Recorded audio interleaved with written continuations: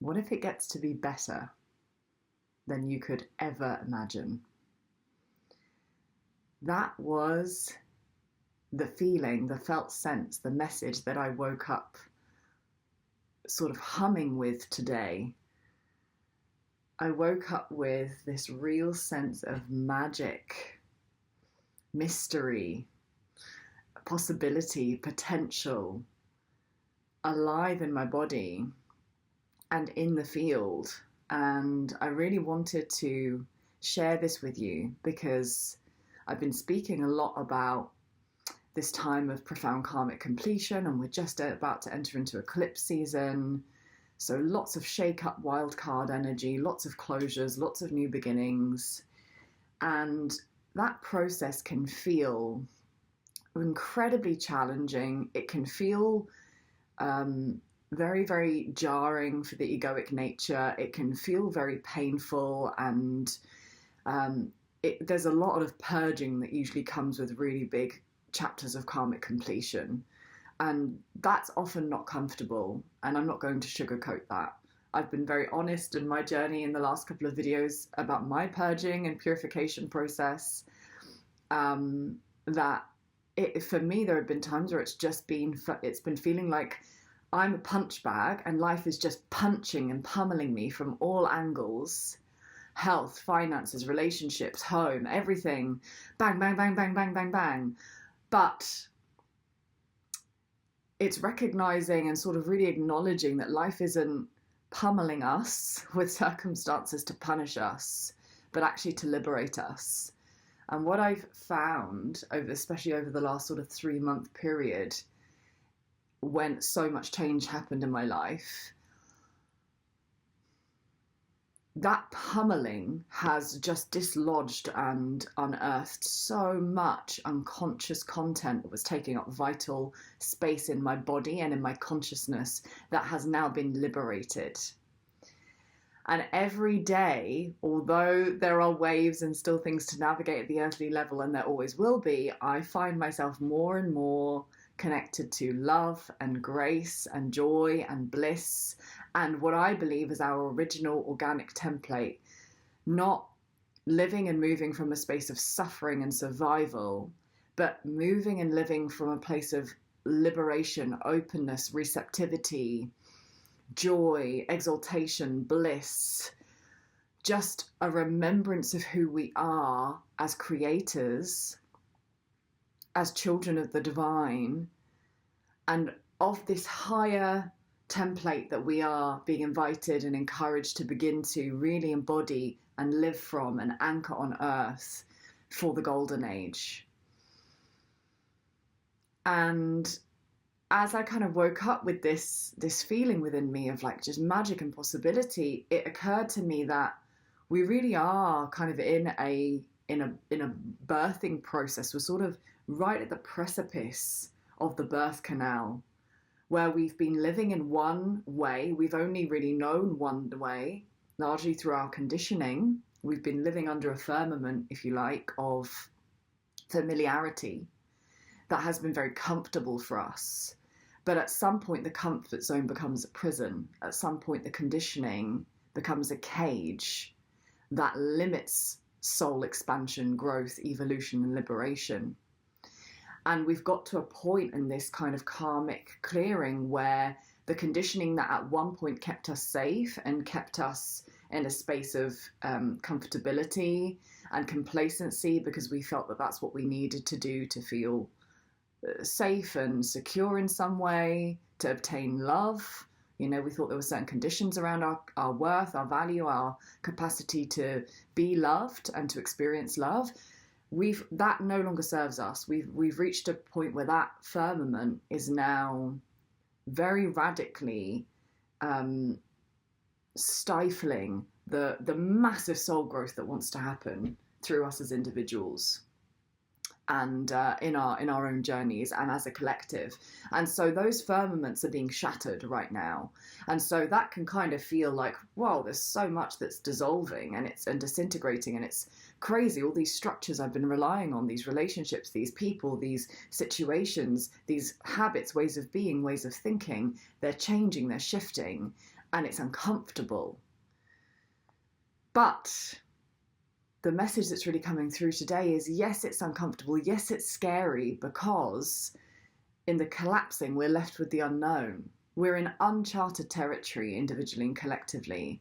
We're at a point in our evolutionary journey where these firmaments that are dissolving are clearing the way for new territory on Earth at this time. And that poses us with the unknown. It presents us with unknown territory. And to the egoic nature, the unknown is scary. It's not familiar. It's not comfortable. There aren't variables that we can control in the unknown, which is often why we stay in the comfort zone. But really the magic and the invitation of this time is for us to really feel, what if it gets to be better, this next chapter, than anything you could have ever imagined for yourself? What if you were to approach this next chapter from that energy, from the energy of, this is going to be better, more expansive, more illuminated, more vibrant, more vital, more exalted, more bliss-filled, more magic and mystery-filled than anything I could have imagined for myself. Because with the collapsing of this old conditioning, with the liberation of so much energy in the body through our purging process and through the dissolution of these old structures and archaic templates that are fear-based, so much light, so much grace, so much love can be present in us, through us, around us.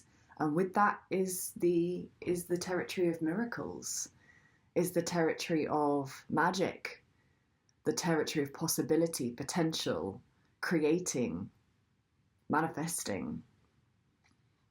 But really in service to the soul's highest longing and desires and gnosis, not just to serve something egoic and flimsy and flippant, really to serve something that is soul quenching.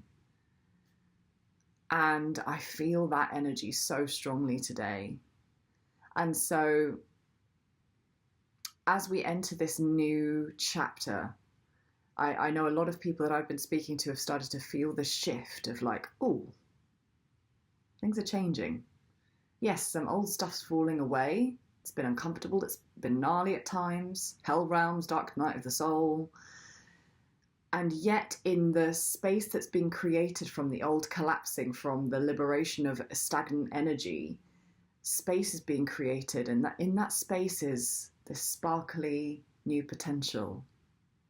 We're also in Pisces season. So for me, I love Pisces as an energy. To me, it's so mysterious and dreamy and exciting and full of magic, full of potential. My spiritually orientated nature is very at home in the Piscean energy.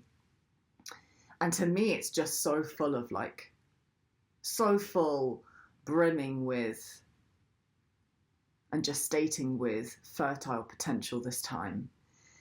And the path ahead may be unknown, but I have this distinct sense that what's coming for those of us truly dedicated to our most exalted paths, timelines, and embodiments, for those of us really doing the integration work, for those of us that are really dedicating ourselves to anchoring heaven on earth, it's coming. It's already here at a frequency level. I feel it. The wealth, the spiritual wealth, the abundance, the prosperity, and that's far beyond material. I mean, like the richness of being alive, love, joy, connection, community, beautiful, intimate experiences with nature and synergy with nature and life, and feeling a sense of belonging and purpose. Like, it's here. It's for the taking. The divine is saying during this time, let go of what has limited you, what has stifled you, what has kept you stuck and trapped. Yes, at some point that has felt like a comfortable cage, but a cage is still a cage. The door is open. It's time to fly.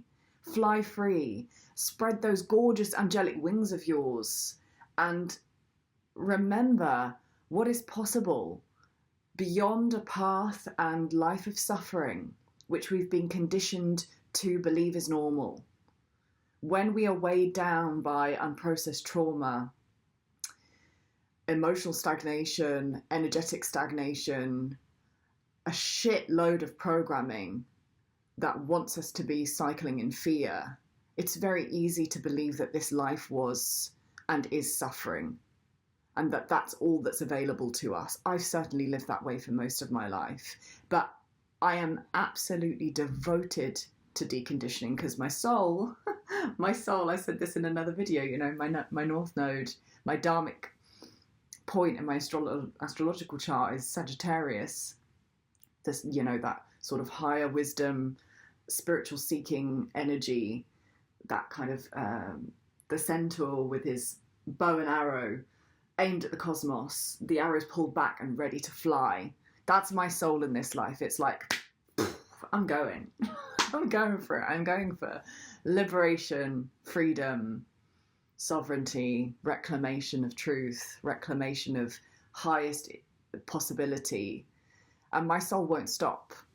And it's like every single day through this process of clearing and purging and deeply listening and opening to the divine, opening to the divine, opening to the divine, letting God fill the places where there has been darkness and unconsciousness. I feel this freedom and this love every day, more and more and more and more and more.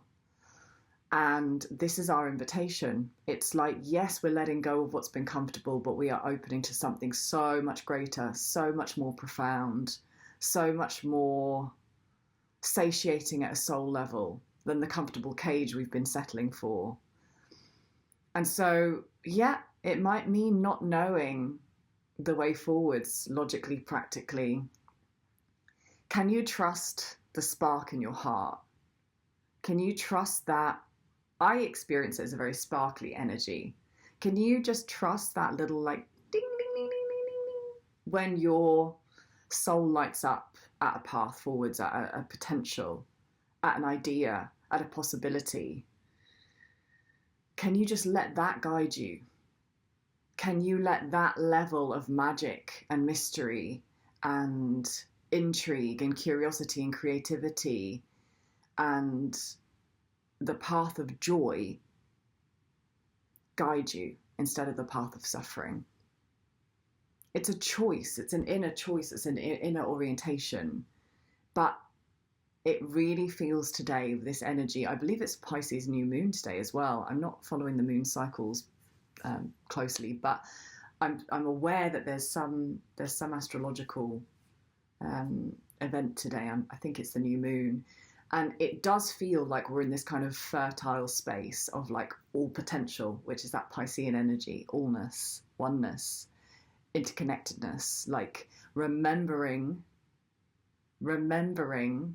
the highest potential, the highest timeline, the highest possibility that our souls wants us to strive for. And it's really now a time of rising above fear-based conditioning, rising above suffering stories, rising above victimization. Every single person on the planet has been a victim at some point.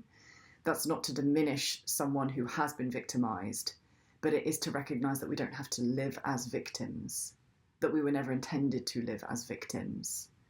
And that with dedication to our process and openness to the divine, we can be liberated from those states, those confining, contracted states where we're closed and hardened to life.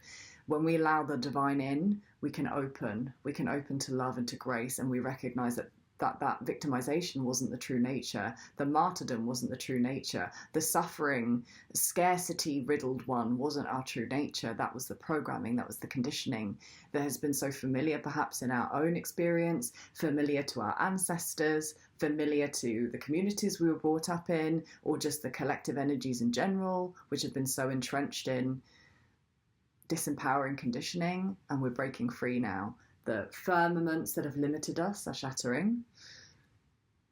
And so much potential, so much light and grace is becoming available to us to say, rise, rise now. What if it gets to be better than you could have ever imagined? Let that sparkle at a soul level lead the way. Let the light of your heart lead the way. Let your hunger for freedom, liberation, creativity, love, beauty, justice, truth, whatever it is your soul hungers for, let that be your North Star.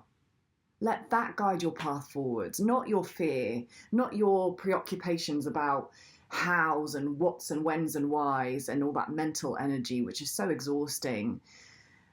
Let the great mystery carry you. That's kind of the gift of Pisces energy. It's like, it's very, it's a very kind of like oceanic energy. It's the oneness. It's that, and it's a water sign. It's a very much like, let yourself be carried on the great mystery for the month ahead. Yeah, it's going to be wild. It's going to be wild energies coming through. But there's a little sweet spot where, regardless of what's happening in the world, if we can orientate ourselves to that light within us and we can let it guide us, we can be cradled and carried along the current of the great mystery in a way that truly satiates the soul. That doesn't mean that we don't experience contrast or pain or loss or change, but it's that those experiences don't unseat us. They don't rob us of our faith. They don't rob us of our capacity to experience love and joy, because those things aren't mutually exclusive. We often think in binaries, like I either feel love or I feel pain. But the more and more I go along this journey and I open my heart, the more I realize that pain and love coexist. The message of the rose and the thorn, this is something that was really coming through strongly in December, that the beauty of life, the rose, and the pain of life, the thorns, they coexist. You cannot have one without the other. You cannot know great love without knowing great pain, because at some point you will lose the animated expression of that love, whether it's a pet or a lover or a parent or a home, perhaps. Anything. This life, this material life is transitory, and everything is in a state of flux and change, and nothing at a material level ever endures.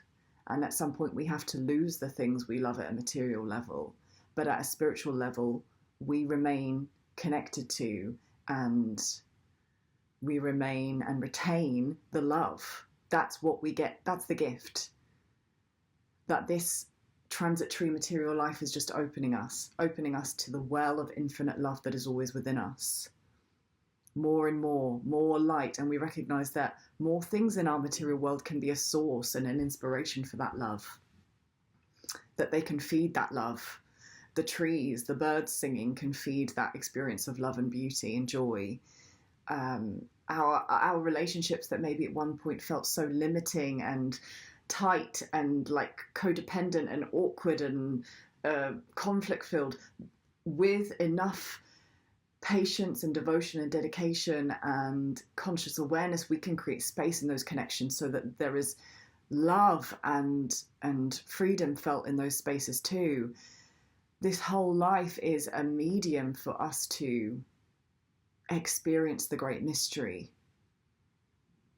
not in its totality, but little glimmers of the great mystery. So may you remember in your experience for March and whatever happens through this process of profound karmic completion and Dharma destiny unfolding, may you remember that it's going to be better than you could have ever conceived, than you could have ever forecasted for yourself at a mental level. Your soul knows the way. Your soul is guiding you. That light within you is guiding you. Breathe into it, expand it, open into it. Allow yourself to feel, to open, to shed what's old, and allow that light to fill the spaces that were once dense and dark and unconscious. and let yourself be carried by the great mystery, because it's going to be better than we could have ever imagined. And life does not have to be suffering. Life gets to be whatever we want it to be. So you get to choose. How do you want to experience your life now? Maybe you're done with suffering like I am. Maybe you're done with the suffering story. Maybe you're done with the victim story. Maybe you're ready to experience beauty and love and joy, sensuality, community, creation, bliss, amrita. I know I am. And I'm already experiencing it more and more on a daily basis.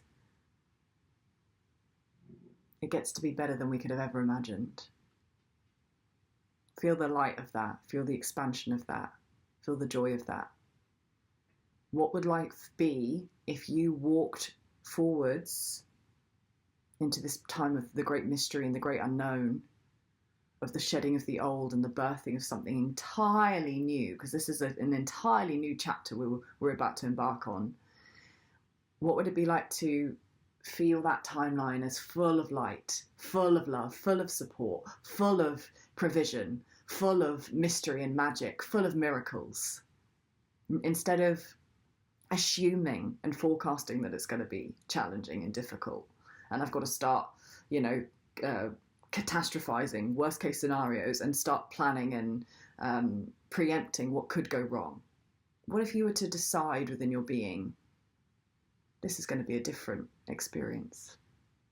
This is going to be an experience full of love and hope and faith and light and grace and mystery and magic, because you decide inwardly, not because that's what life is necessarily going to give you, but that you decide whatever life gives you, that's how you're going to meet it.